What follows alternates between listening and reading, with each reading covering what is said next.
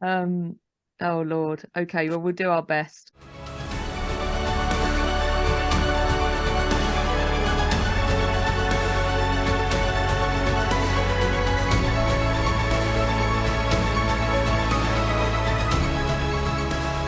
Hello and welcome to Catholic Unscripted episode 13. I'm Katherine Bennett. I'm Mark Lambert. I'm Gavin Ashenden, and if I sound a little more profound than usual, it's because I think I have COVID and my voice is misbehaving, but otherwise, the rest of me is still here. Yeah, forgive some coughs and sneezes. As Mark said, as we met, welcome to the doctor's waiting room. We've got Gavin sneezing, we've got me coughing, but we'd persevere. We're recording this on the 29th of December, and the news that Pope Benedict is unwell. We don't know what the situation will be when this airs. So if we discuss Pope Benedict, which we hope to a little later on, just understand the context that we're discussing this while the news is that he's unwell, and we continue to pray for him. There's a lot going on. There's a lot of news, and we've also been paying attention to the things that you've been writing in the comments, and people have asked us to make comments about Father Frank Pavone, who's been laicized, and also Father Rupnik. Diane Montagna, she's written about this for the Catholic Herald. She interviewed Father Gerald Murray, didn't she, Mark? And she's been writing about what's happened with Father Rupnik and those allegations.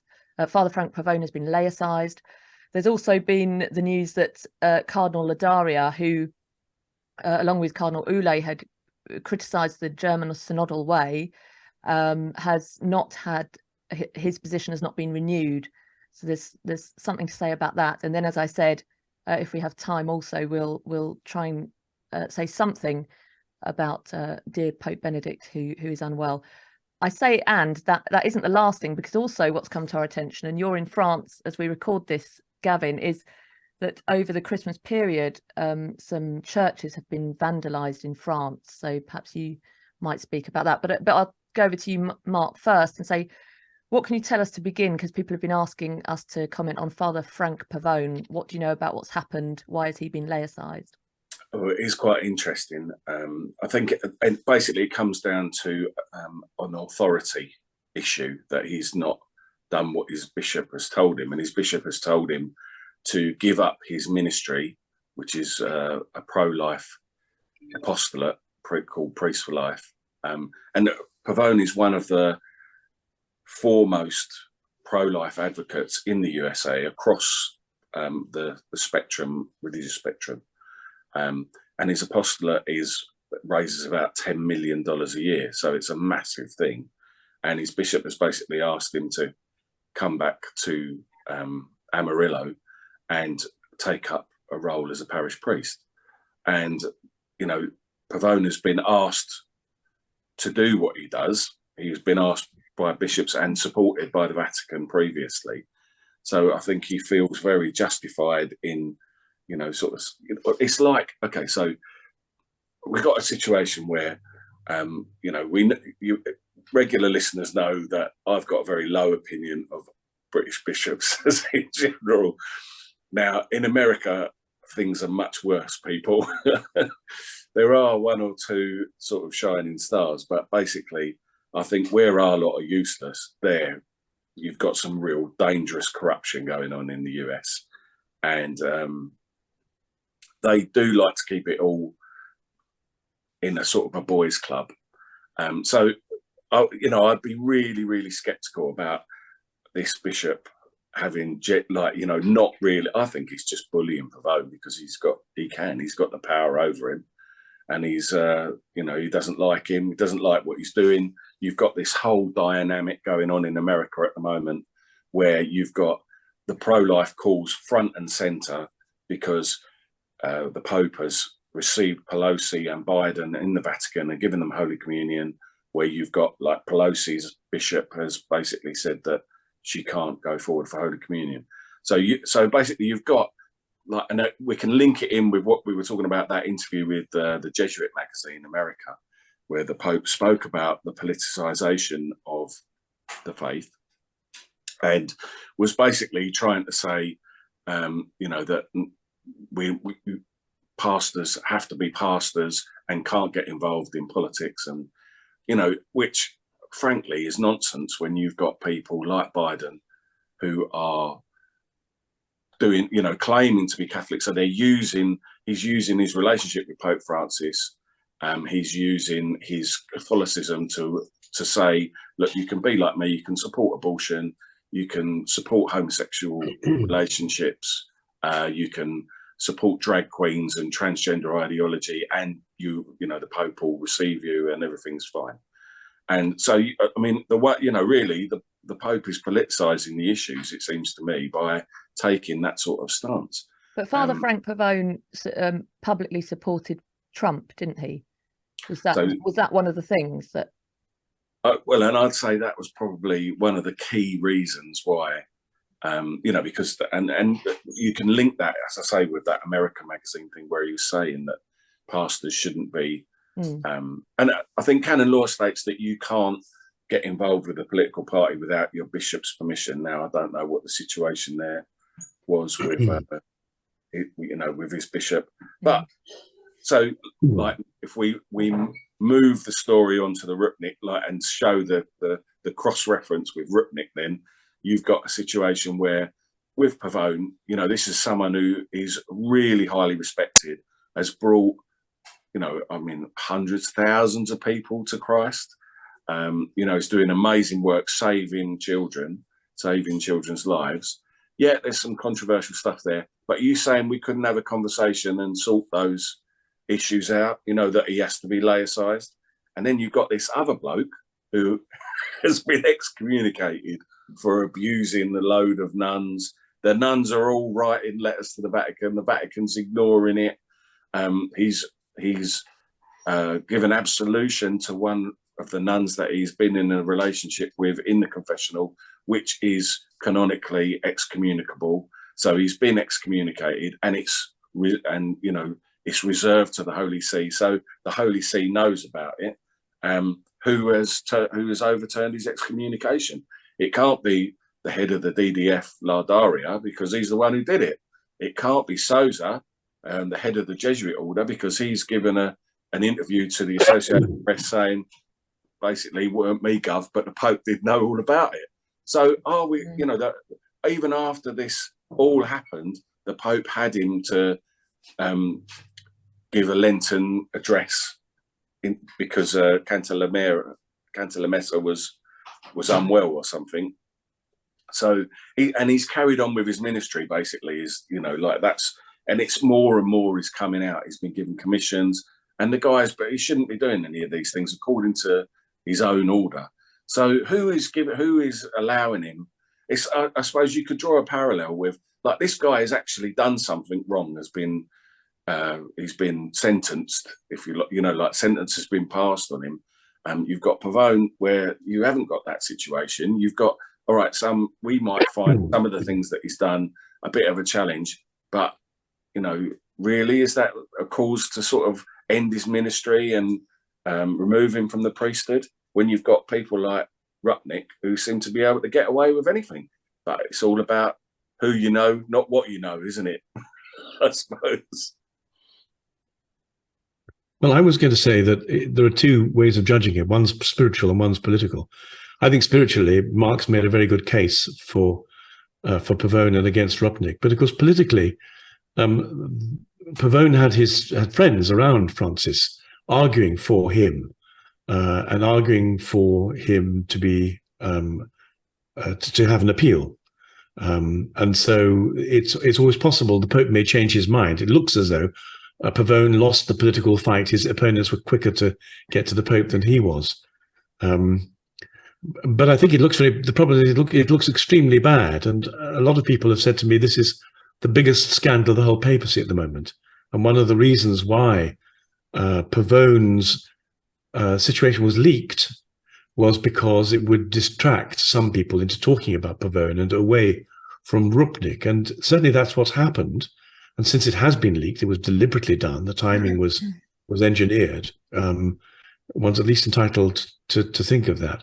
I mean, I've got a lot of friends who say, how can you be a Catholic with so much scandal? And the answer is that there are always bad people in the church. The church is But in the same way, Islam is half political and half theological. The church is a political organization, and people fight and lose political battles. But you ought to be able to say, sorry, I'm still hoping that Pavone, who's a very difficult man, I mean, I love him. I was really impressed with him. I can see that most bishop, unless they had the humility of a saint, would find him very, very difficult to work with. And I can see why he's provoked the people to the point where they wanted to slap him down terminally. But God bless him, he's saved so many lives. You know, the trouble is sometimes the church makes allowances. Poor St. Francis almost didn't make it. He almost was slapped down in the way Pavone was. It was a great grace that he made it through to be embraced by the church.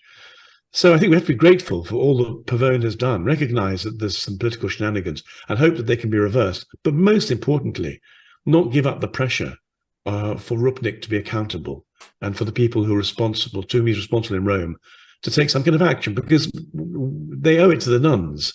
They owe it to the whole Catholic community worldwide to say this is wholly and completely at odds with our faith and unacceptable. And there has to be some kind of repentance or accountability. Yeah, I mean, for me, that's the key thing, is that we need all this talk about zero tolerance and one thing and another. And, you know, it just seems obvious that they're not really interested in it. It's just jobs for the boys, you know, and if you grease the right palms, whatever. Rupnik apparently is a close friend of Pope Francis and an advisor. And so, it seems to be that he can get away with almost anything. And that's unacceptable for us as Christians. You know, we need to do better. Yeah. So the question, why is Father Frank Pavone dealt with so severely for, yes, you can see maybe there's things that are difficult or questionable, but when you've got someone like Father Rupnik, who so clearly, well, as far as I can tell, these accusations of abuse are so clearly require a firm hand, and he hasn't been dealt with firmly. So I don't know. I don't know the answer as to why that's happened, but one rule for one and another rule for the other, isn't it? Interesting that it has. So yeah. Oh, was that a cough or a sneeze? Yeah, there was a cough. Yeah, yeah. It was a cough. It's my mortality making itself heard. No. So then the other piece of news is that last time we met, I think it was on 12, we spoke about, or it might have been 11, we spoke about Cardinals Ladaria and Ulay, who had criticised the German synodal way, put up a brick wall and said, no, this is not acceptable. And now Cardinal Ladaria, whose term is due for renewal, has been told that it won't be renewed. What do you know about that? Well, it's tied up with this. So the breaking news, and like people say, well, what's the source of this news or whatever? But there was this news story circulating around the end of December that basically this guy, Heiner Wilmer, who's a German progressive, who's on the real progressive wing of the German Bishops' Conference. So he's in favour of everything that the synodal way is working to push forward in the church, has basically been fingered by Pope Francis as being the man who's going to replace Ladaria. And Ladaria hasn't had his term of office extended, so that everyone takes that as a sign that basically he's looking for someone new. And it came out, so lots of people were citing their Vatican sources, and people, even really serious people like George Weigel wrote in Catholic World Report about this. So it's not just gossip, it's not hearsay, it's definitely something that was out there. So it got out there somehow. And everyone was, Weigel's piece must be read, I think, because he lays it on the line clearly. Like, what if the Pope doesn't understand that this is just, the blatant destruction of everything, then someone needs to tell him urgently, And then it seems that someone did tell him, because that appointment wasn't made. And then there's an article that came out, and you can read it on my blog. I've got a blog about it that's absolutely gone viral, and I've got the link on there to the Catholic German Catholic news source, but they're basically saying that it's down to Muller, really interestingly. So Muller obviously was head of the Congregation for the Doctrine of the Faith, which Pope Francis has downgraded to the dicastery of the Doctrine of the Faith, and Ladaria has taken over. So he got rid of Muller, who was a Ratzingerian. That was the way he was seen. And he's got this new guy who's a Jesuit. So I immediately think, Jesuit tricks, you know, they're up to something here. But Ladaria, fair play to him, where as far as the German Synodal Way, as we said in the previous episode, read what he said, read what Ule said. It is properly Catholic, you know, it's really encouraging stuff. So they've gone against the German Synodal Way. And Francis wasn't there. He absconded from the meeting, from the ad limina meeting, and chose not to attend. And this is typical Pope Francis, as far as I'm concerned. It's all smoke and mirrors. Why he can't just be, you know, open and honest about what's going on, I just have no idea. But, you know, all we're left with was Ule and Ladaria coming out and saying to the Germans, look, you've misunderstood basically everything. You've misunderstood Catholicism, is how the whole thing read, the reports read. And they have. It was absolutely brilliant. You know, you want to be something completely different. You don't want to be Catholic. You want to be something else. So, you know, you can't do that from within the church. And it's not, most importantly, I think one of the things that was said was that it's not fair on the people who, you know, you represent as bishops, that you've got a responsibility towards, to be pushing these false ideas. So I think this is absolutely pivotal, because if at the time I was like, right, well, that's it then, brilliant, Francis isn't the heretic that, you know, we've been worried that he is, and you know, that might be a radical thing to say on the show, but we have got Pachamama and, you know, Amoris Laetitia. You could line up the problems with the Francis pontificate, and then you can make all excuses and all that sort of thing. But taken as a whole, along with the corruption, along with the promotion of Zanchetta and Grassi, and now we've got Rupnik, and, you know, like, it's just ongoing, not to mention the financial scandals that still haven't been sorted out. And like, you know, Gavin and I were saying earlier, this is you know, surely one of the most important issues of the Francis pontificate, but it still hasn't been sorted. And there's the trial of the century going on in Rome at the moment. And yet, you know, you just have to wonder if he chooses this progressive bishop for the head of the DDF. Well, we all know then, don't we? There can be no hiding from it, you know. So the chat out there at the moment is that he hasn't done it yet. You know, that there's been a group of cardinals who've gone to him and said, Holy Father. And that is, I think that's the way it should be. It should be. He shouldn't be able to just he is the supreme authority in the church, but he shouldn't be able to, that's not what the magisterium means. That's not what the papacy is. The papacy echoes, you know, the word of God. It's to explain the word of God and to be, you know, read Dei Verbum 10, you know, for example. That tells you exactly what the role of it is. And it's not to make up anything new. It's to be faithful to the deposit of faith and explain it in each new generation and age. So I think very important developments, and we wait with bated breath to see what happens. Watch this space. Yeah.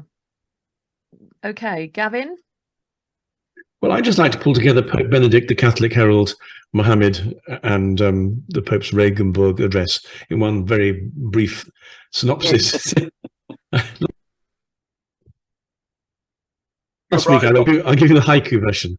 So last week I got into, well, not trouble exactly, but I wrote a fairly provocative piece criticizing King Charles's Christmas speech, because it was written from an interfaith point of view, and I suggested that he wrote it as an outsider to Christianity rather than an insider, and it suited very well the zeitgeist. People were very pleased with it. It was very carefully crafted. But I thought in the end it would cause trouble, because you can only either be for Christ or against him. And if you're not going to be for him in this case, then you'll end up being against him. And the headlines today, I think, have proved me right. You may remember that the Pope's Regenburg address, which was 2005, got him into trouble because he quoted a Byzantine emperor's attitude about Muhammad, which wasn't very well informed and wasn't very flattering. And people, Muslims the world over, didn't read the text, but assumed that this was the Pope's personal view, not understanding he was quoting in a text. Yeah. And in a way, this, if you like, proves the difficulty we have dealing with Islam. And something very similar has happened with the headlines today about Prevent, where it turns out that the people charged with de-radicalizing young Muslims have actually been radicalizing them, or at least have been using taxpayers' money, millions of pounds, to give grants to organizations that want to set up an Islamic terrorist fifth column in the British Army. And it's all in the Telegraph this morning. It's been extraordinary. And the reason for mentioning this is not to score political points, but to say that Islam is very ambitious when it comes to playing a role in any society that it's in. We were asked to talk about, at the same time, the fact that over 1,000 churches a year are torched in France. And some people think that Notre Dame was not a mistake, but it was a piece of arson. But whether Notre Dame was part of it or not, nonetheless, 1,000 churches get seriously burnt down. And it's very hard to think of them being burnt down by anybody else, apart from people who don't like churches and what they stand for. So it's true the radical left in France have been cutting off priests' heads and killing nuns in the revolution. The radical French left hates the church, but it hasn't been burning down churches. It's just one of the things it hasn't done. And the assumption is, therefore, that Muslims are doing it. And it seems quite likely that they are. So what we're finding ourselves with, again, is the fact that Muslims appear to be much more dedicated to Muhammad than Christians are to Jesus. And the question I think we have to face today is, as we negotiate the way in which we build society in the next decade or so with Muslims, we have to do it by being faithful to Jesus and saying, actually, interfaith and relativism don't work. You can't have interfaith when you have two monolithic cultures that say we are right. We are absolutely right. I mean, Jesus is not possibly the way, the truth, and the life for some. He is the way, the truth, and the life. And Muhammad's claims for the Quran are absolute. So if you think, which is why, of course, Rushdie got in such trouble with the satanic verses, because there's a point where Muhammad himself wasn't entirely sure that the angel Gabriel who was talking to him was indeed the angel Gabriel, and wondered if it might be Satan. So the very question that Muhammad asks himself is a question that Christians also ask. To what extent were you misled at all? Is the Quran a mixture of inspired and perverted text? It's a question that has to be asked, but only by facing the questions, only by facing the claims of Jesus and facing the claims of the Quran, can you build a society based on mutual understanding. If you pretend it's all the same, whilst meanwhile Muslims are working extremely hard to cow Christians and to terrorize people with claims of Islamophobia, that will only make matters a great deal worse. And one of the things in the papers today was that civil servants have sat on this report because they're terrified of it coming into the public space in case people who are not Muslim get extremely cross by the fact that our taxes are going to support Taliban promoting organizations. Well, it's a massive problem, isn't it? And it's quite an interesting discussion, just that from that multiculturalism perspective, because I think the majority of people want to live in peace, don't they? So they want to be welcoming of of other people, and so that we've sort of, as a country, been sold multiculturalism as the way forward, haven't we? And the Enoch Powell stuff, we haven't really seen. Well, I mean, have we? I don't know. We haven't really seen it come to fruition yet. But of course, we also know that Islam has got a jihad strategy, which is that they are that they abide by the laws of the country they're in initially, until they reach a majority position, in which case they enforce Sharia law. So it's all to come. Yeah, we've got it all to come. We have, and one of the things we ought to allow ourselves to do is to change our position. I would like to see Islam and Christianity as moral allies against the pernicious immorality of Western culture, which is wholly depraved. And I don't see any reason why. I mean, we know perfectly well what the Islamic position is on homosexuality.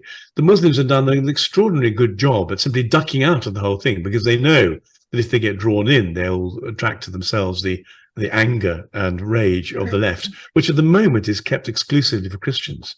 So I'd like to see us working hand in hand with Muslims on certain moral issues in our society.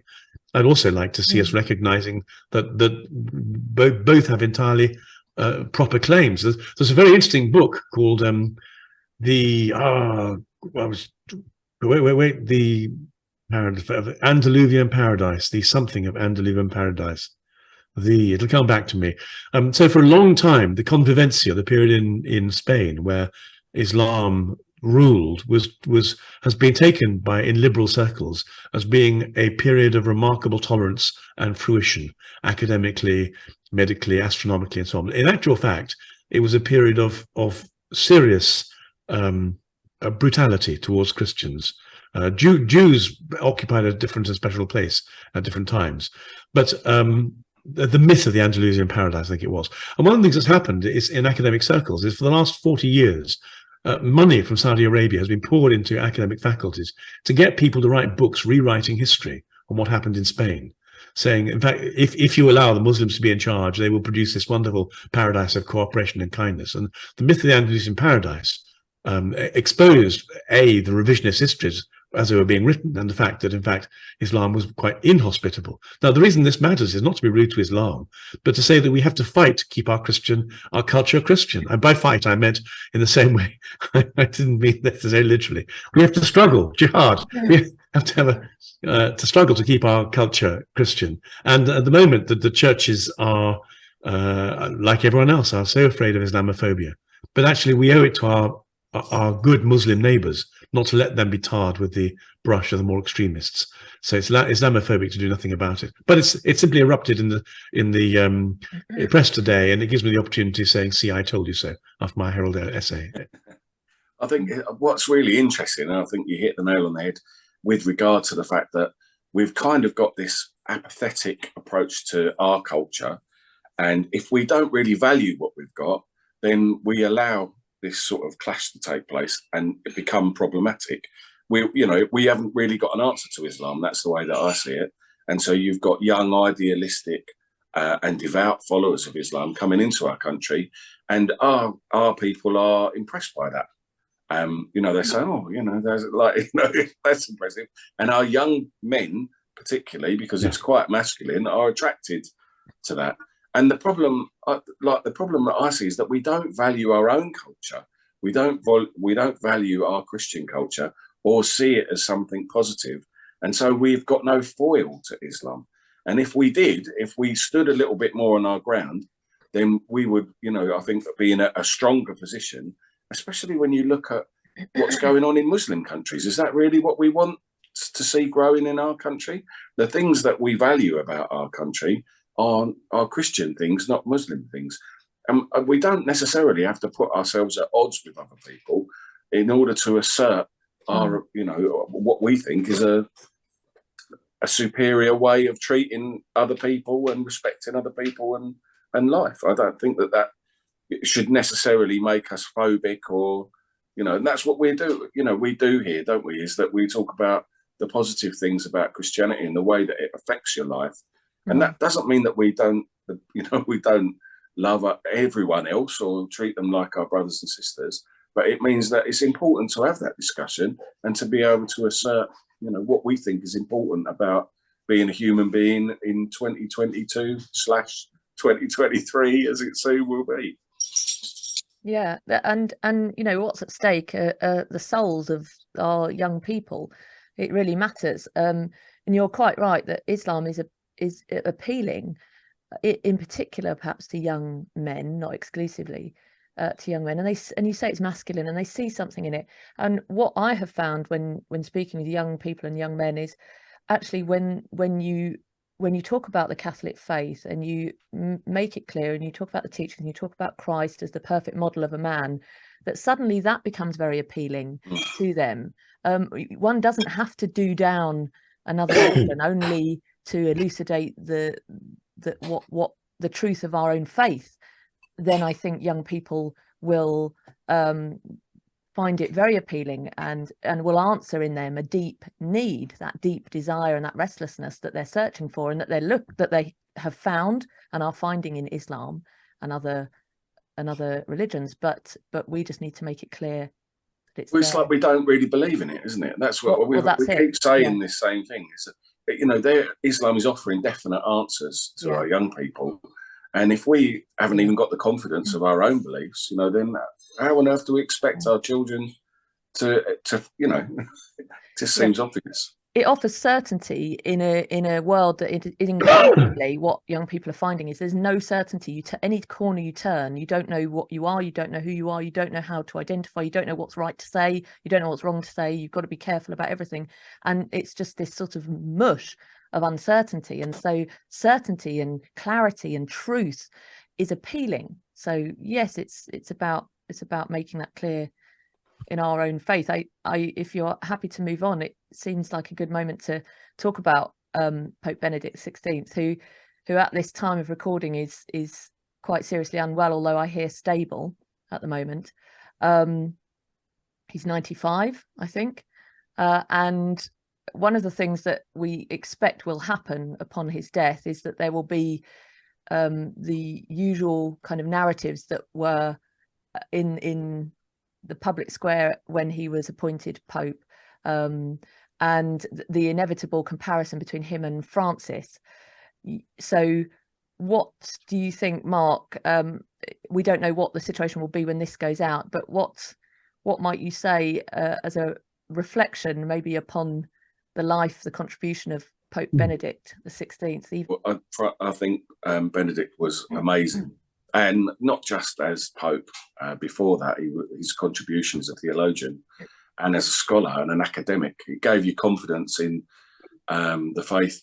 Just in, you know, he spoke to so many issues. I think one of the most important books I ever read was his Introduction to Christianity, which I think he wrote in the late 60s or the early 70s, which was I think the first academic book I picked up and actually had to get a pen out and write "wow" in the margins, you know, because it seemed to speak to so many important concerns or the gaps in my own understanding. And as Pope, I think I think the only thing you could say was obviously he was head of the CDF before he was the Pope, and everyone thought that he would be, you know, they nicknamed him God's Rottweiler. And they all thought that this is what we'd get, this sort of dogmatic, strict Pope. And what we got was a revelation of Christ in 3 volumes, you know, through his fantastic works that he published. Yeah, it's he's touched me in so many ways. And in contrast, I just don't know what to say. I've tried with Pope Francis, I really have, and certainly in the early days I spent a lot of time defending him, but I mean, where Ratzinger brought light, you know, I just feel like Francis has brought confusion and darkness, and you know, and I like some of the ideas broadly. I like some of the, you know, we've all got God bless you, Gavin.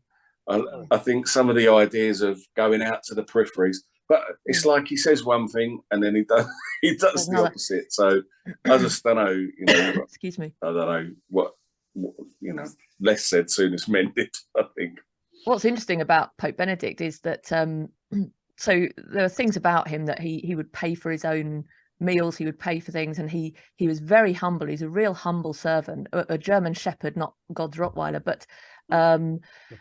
but it didn't fit the narrative to report these things. So I think he suffered a lot with the press and the way they portrayed him. And what's interesting when you talk about dogma is people will say, well, he was dogmatic. And I think, well, actually, if you don't care about dogma, if you don't care about doctrine, if you don't care about truth, then everything else falls away. The compassion for people, the dignity of the human person, the care for the poor, if you remove that underneath it all, then that falls away. So you have to care about that if you care about people. So it's a false dichotomy to say, well, Francis cares about people and is compassionate. This comparison, I think, is unhelpful. And even the two of them have spoken, you know, have a close relationship and have spoken fondly about one another. I think the press want to pit them one against the other, but that idea of that compassionate German shepherd. I don't know why we're calling them dogs. This is I'm just looking at my battery. If I go, Gavin, you can speak, but I need to run and get my cable, so I'll disappear. I'd like Gavin. to read from a letter of Pope Benedict XVI, which he wrote in February this year, because it's very moving. Someone sent it to me this afternoon. He wrote, "Quite soon I shall find myself before the final judge of my life. Even though, as I look back on my long life, I can have a great reason for fear and trembling, I am nonetheless of good cheer. For I trust firmly that the Lord is not only the just judge, but also the friend and the brother, who himself has already suffered for my shortcomings, and is thus also my advocate, my paraclete. In the light of the hour of judgment, the grace of being a Christian becomes all the more clear to me. It grants me knowledge and indeed friendship with the judge of my life, and thus allows me to pass confidently through the dark door of death." He wrote this to the Archdiocese of Munich in February this year. I think one of the things that touched me so much was, we talk about dogma, but really it's the same reason for standing up to Islam. If you love Jesus and you adore him and you know him, nothing is too much for him. And what you read in Benedict's books is he had encountered the Jesus for whom nothing is too much, and he wrote about it with a brain and a heart that were each as large as each other. And normally you can often find people with large hearts who've got small brains, and people with large brains who've got small hearts. It's quite unusual to find somebody with a large brain and a large heart, and he was one of those unusual men who and he believed. He really, really believed. How lucky we were in John Paul II and Benedict XVI to have popes who truly believed without any equanimity. And I think I don't want to compare him with Francis, because I think we should talk about the strengths of faith, what they are, and leave the deficiencies to be. We do it by implication, not by accusation.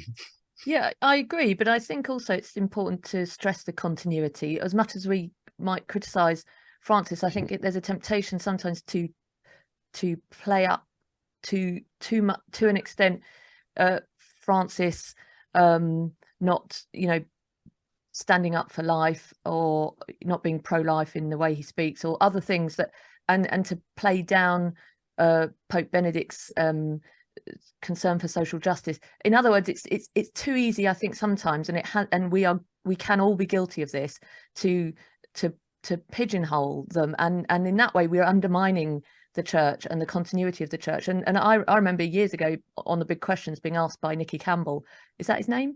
Yeah, the guy who did he said, oh, of course Pope Francis cares about the environment. As if he's the first pope to ever care about the environment. And I said, as have all the popes before him, going back to the first pope, and obviously caring about the environment as stewards of creation, and we receive creation from God. So I agree, we don't necessarily want to get into personality differences or to compare the two men, but I think it's important to stress that there is that continuity, and that's important. I hope so. I do think that we'll be reading Ratzinger in 100 years and getting stuff out of it. I don't think we'll be reading Laudato Si in 100 years. No, I agree with you. I think the impact of Pope Benedict is not yet fully appreciated, but I think he's huge. He's been a huge and great gift to the church, and a very humble man, I think. And in fact, we talked about this before.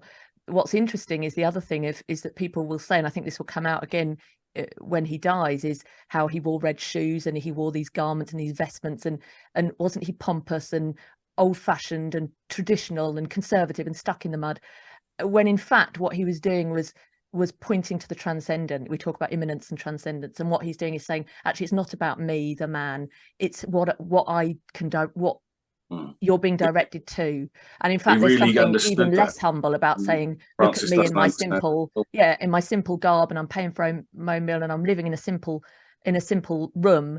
To say that is drawing more attention to yourself, and it's not about the trans. So it's about how you look at these things. But we know the inevitable criticism of Benedict will come, that he was all to those things. There'll be another one along shortly. Yeah. Right, that's it, I think. Thank you very much. It's very Thank good. you. There's Excellent. loads more stuff we could talk about. There is loads more. I'm conscious of time, so we'll have to meet again, because even each of those things we discussed, we could delve into deeper. But if you do, please keep writing in the comments anything that you want us to address. We're not saying we have all the answers, but I think just begging the questions and trying to explore some of the things that are on your minds as well, that will no doubt be on ours. So we'll look at the comments and take from there what we can. Thank you for watching, listening, and please do continue to share and like, and a happy new year. This may reach you before New Year, or it may reach you as 2023 begins, but a happy, blessed and prosperous 23 from us. I'm Katherine Bennett. I'm Mark Lambert. I'm Gavin Ashenden. Pray for Pope Benedict. God bless you. Happy New Year. Happy New Year. Happy New Year.